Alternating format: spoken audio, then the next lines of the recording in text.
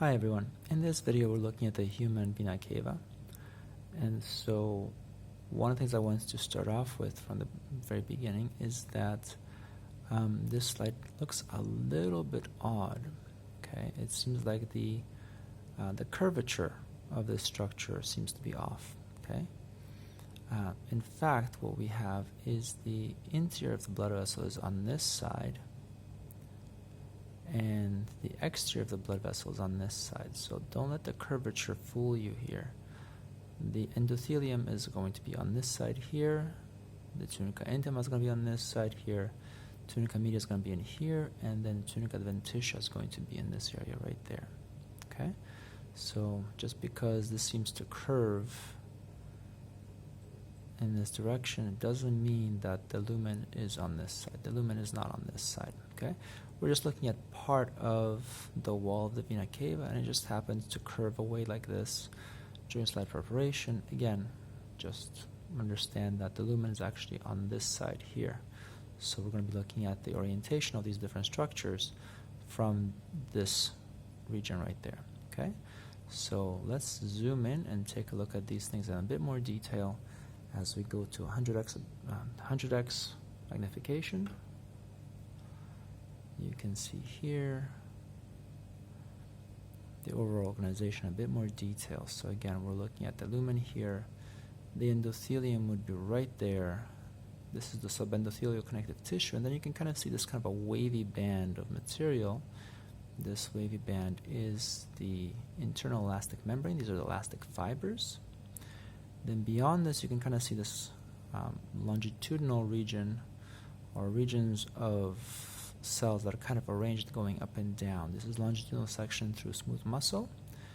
This right here is the tunica media. So from here to about here is the tunica media. Oops, from here to about here is the tunica media. And beyond that, from here to the right is the tunica adventitia. So again, the tunica adventitia in a vein is the major component of the wall and is the thickest component, and that's very clearly visible here. Okay, let's take a look at this region in a little bit more detail. Let's zoom in to 400x. Okay, and let's take a look at what we have here. Okay, and so again, let's take a look. Here we have an endothelium, and then we have a subendothelial connective tissue, which ends around this area right here, where you have this kind of a wavy band of elastic fibers showing up. This is the internal elastic membrane. Okay, and then beneath this is going to be the smooth muscle and tunica media. Okay, so here we're seeing smooth muscle in longitudinal section. Okay, there are 4 or 5, maybe 8 or 10 layers of smooth muscle cells. Okay, again, these are in longitudinal section, so that means that they are traveling around the circumference of this blood vessel. Okay, now once we get to about this point here, this is the end of the tunica media, and from this point onwards to the right is the tunica adventitia. Now the tunica adventitia here shows you the characteristic feature of the Vena Cava. The characteristic feature here is that the Vena Cava contains smooth muscle in the tunica adventitia. So this here is a bundle of smooth muscle. Here's another bundle of smooth muscle. There's a little bit of collagen in between these bundles, so you have a bit of type 1 collagen here. It's a excuse me. It's a fairly thick bundle of smooth muscle, of collagen. So again, we have collagen, this very eosinophilic material here. This collagen is kind of randomly arranged, so it's a dense, irregular connective tissue, as the typical tunica adventitia would be. But again, here in between those bundles of collagen, what we have are bundles of smooth muscle in cross-section.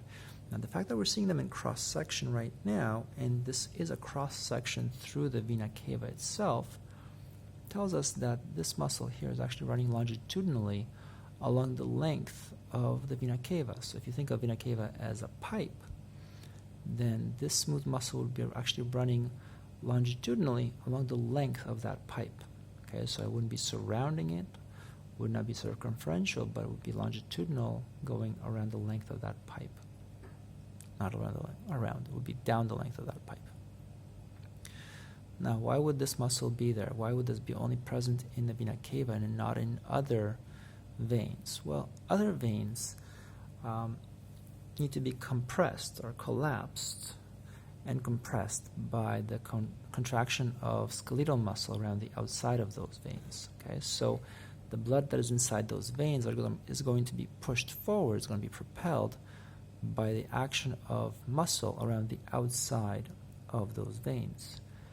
The vena cava is not going to have a lot of skeletal muscle around the outside because the vena cava tends to pass through a lot of kind of open cavities.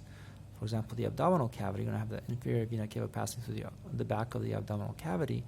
There's not a lot of muscle in there that you could contract to compress the lumen of the vena cava to push blood forward. And so what you have instead is kind of a built-in mechanism in the tunica adventitia where you have lots of smooth muscle, which when it contracts is going to thicken, and so it's going to compress that vena cava. It's going to compress the lumen a little bit to push and propel blood forward. Okay, so that's what you're seeing here. This is a very thick layer of the vena cava around the thicker layer of the tunica adventitia around the outside of the vena cava. And again, look at that in comparison to how thin the tunica media is here. So from here to here is the tunica media.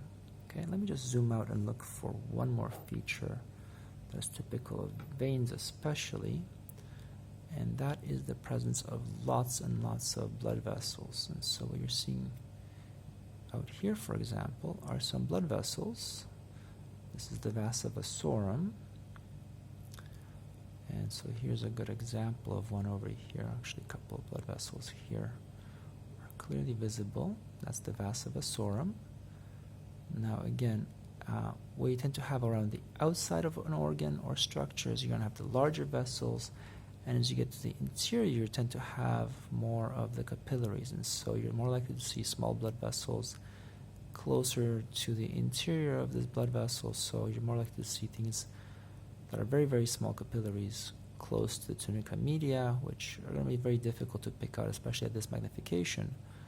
But some small arteries and veins and such are going to show up periodically, for example, here as well. Okay? And so that's what you're seeing here is that vasa vasorum. Okay, so again, the vena cava is carrying oxygen-poor blood, and so it's definitely going to need to feed some of these layers in here, layers and layers of cells, and that's going to be done by these blood vessels out here. That's the vasa vasorum. Okay, so we'll end that on that note. Thank you.